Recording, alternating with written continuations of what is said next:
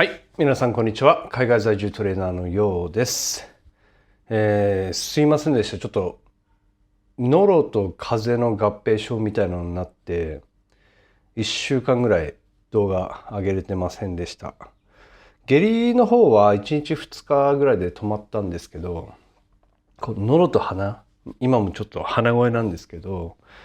ノロと鼻の方が、ずっと抜けきらなくて、1週間ぐらいになりますね。とりあえず下痢止まった段階でジムには戻って自分のトレーニングの方は再開できている状況です。はい。そのところで今日は黒人選手の遺伝子という代謝、メタボリズムの違いっていうものを今日は話していきたいと思います。これ写真載せるんですけど、これ僕の、友達です。リノっていうんですけど、彼はちょっと信じられないと思うんですけど、これ40多分5かな ?45 歳なんですよ。やばくないですかね、この見た目。やばいっすよね。45で僕と10歳以上年離れてるんですけど、DC のビーダにいた頃は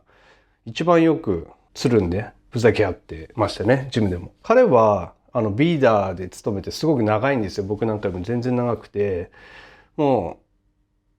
10年にはならないかな。ビーダーでそれぐらい長くやってるんで、もう大先輩ですね。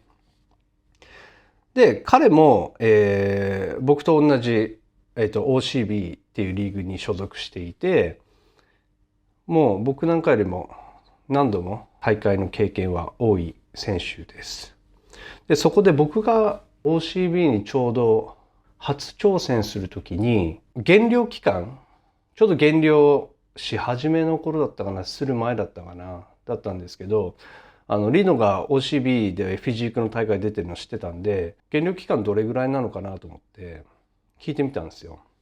リノ減量期間どれぐらいだった前の大会みたいなの聞いて。で、そしたら3って言ってたんですよ。あ、3かと思って、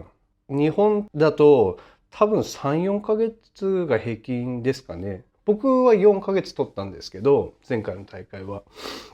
まあ人によっては当然その半年とか取る方もいらっしゃると思うんですね。でも3って言われて、あ、なんだ、そんな変わんねえかと思って、このバッキバキの腹筋、この常に仕上がってるような状態の彼でも、ああ、やっぱ3ヶ月ぐらいは減量やるんだなと思って、同じ人間じゃんと思ってたんですけど、よくよく聞いてみたら、3ヶ月じゃなくて、3週間だったんですよ。なんか3度聞きぐらいしましたね。みたいな。3週間で大会出たのみたいな。で、その時の写真あげますけど、めちゃくちゃ絞れてるし、もうバッキバキなんですよ。で、ここで本当に遺伝子の違いってもの、人種によっての違いっていうものも痛感させられまして、でもやっぱり僕が出てる OCB の大会も本当にその黒人選手多いんですよ。で、黒人選手強いし、でかいし、絞れてるしっていうのがあるんで、もう、これに関してはちょっと勝てないっていうか、なんていうんですか、もうメタボリズムのサイクルが全然違うんですよ。で、彼が常に口癖で言ってるのが、食べなきゃって言ってるんですよ。常に。体重落ちちゃうって。で、こうやって T シャツめくって腹筋見るともうバッキバキなんですよ。年がら年中。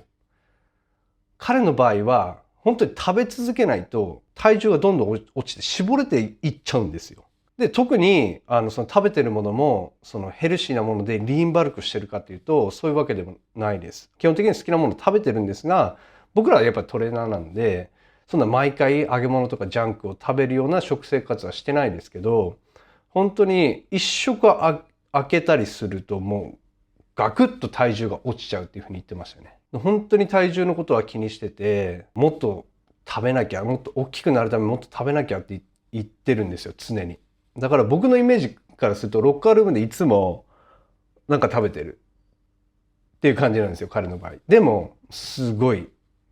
バキバキなんですよ。だから常に10% までいってないですね。どう考えても。オフシーズン、その大会が全然近くないオフシーズンでも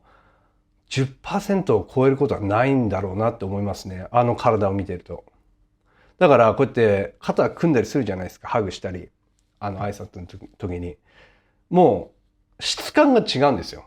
人間を触ってる質感じゃないんですよね。も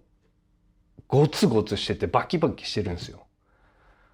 あれは本当に遺伝子をなんか言い訳にしたくないんですけど、それをなんていうんですかね、こう目の当たりにさせられると、そういうものもやっぱあるんだなっていうふうに思いましたね。彼とは未だに連絡取ってますね。もうほぼ毎日何かしらの連絡は取ってるんじゃないですかね。それぐらいやっぱり親友と呼べる友達でもあるので、今後はね、そういう黒人選手のトレーニングの方法とか、